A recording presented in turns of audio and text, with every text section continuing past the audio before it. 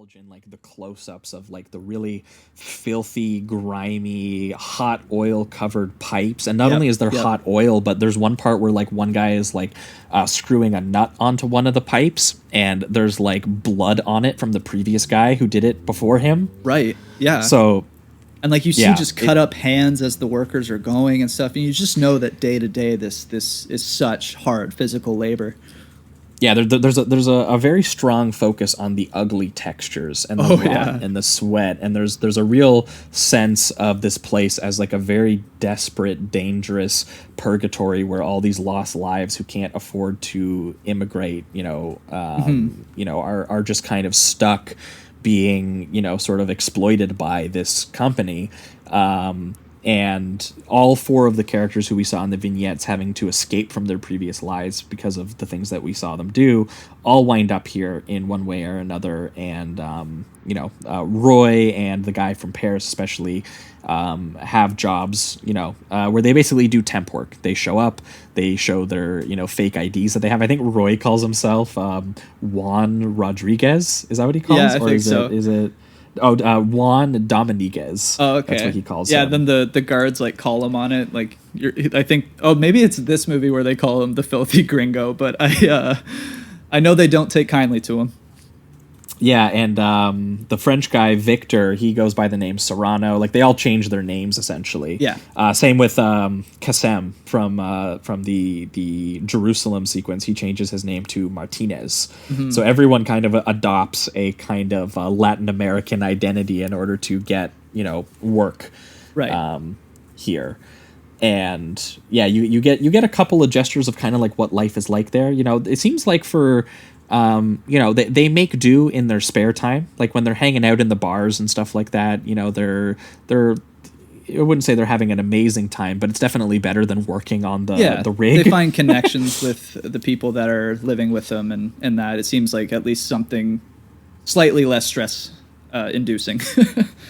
Yeah, but one day at the rig, there is a big explosion that goes off, and it's just it's so funny that we did this because last week we did On Deadly Ground, which also has a giant oil rig explosion in it, and it's just so funny to watch two different filmmakers shoot the same kind of thing.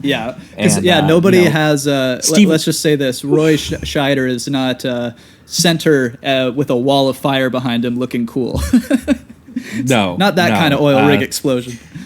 Steven Seagal is a real badass versus William Friedkin shoots this like honestly probably what it's more really like the horror of it. Oh yeah, it's just people screaming and there's just bodies like laying down on fire. There's people fire, on fire. I don't know how they did it, but that fire shooting up in the air because it has to be real. Oh, it looks so good. Yeah, it's so huge. It looks like hell is like scorching out of the earth, and all the lush greens of like the jungles and the trees are just wiped away by like burning bodies and dismemberments. And then he'll do these really quick splices of a full shot of just fire, and he'll like just kind of throw it in as you're also looking at these bodies like that are crawling while they're on fire and stuff, just to kind of constantly remind you of like the heat and the flames that are taking over the area. It's really good. It's so horrifying, that sequence. Well, and then followed up by them bringing the bodies of the workers home.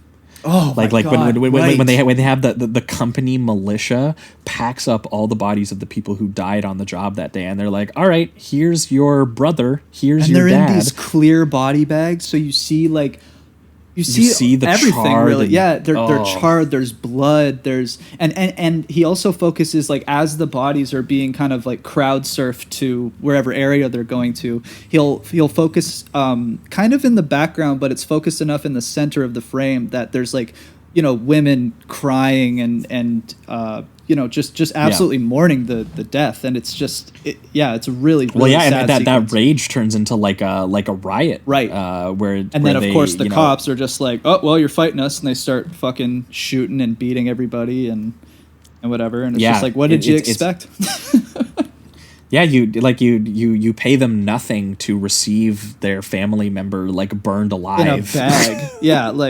fuck you.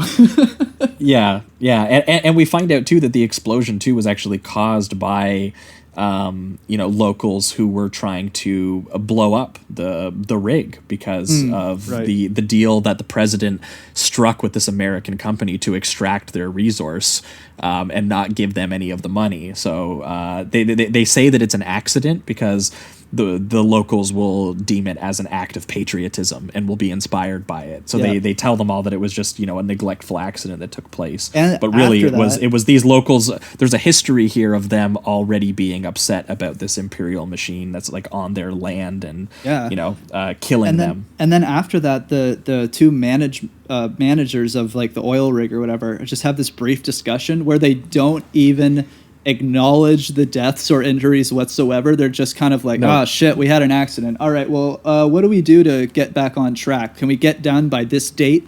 And there's not one mention of the human beings. And I find it also awesome that he doesn't include like some cliche stupid thing where, the bad guy is kind of cartoonish in some way where he's just like, I'm glad they're dead or whatever. I just love that he doesn't even mention them. Like, it doesn't even cross his mind that human beings were used as tools. Yeah, his thoughts are entirely on the profit margins and like how do we get back on track for the schedule that we promised our higher ups, our executives and everything. Yeah, exactly. And so that's what launches the movie. And that's everybody, right? Everyone in this is just trying to impress the one guy that's above them, that's taking advantage of them too. And and eventually, once we lead down to the real.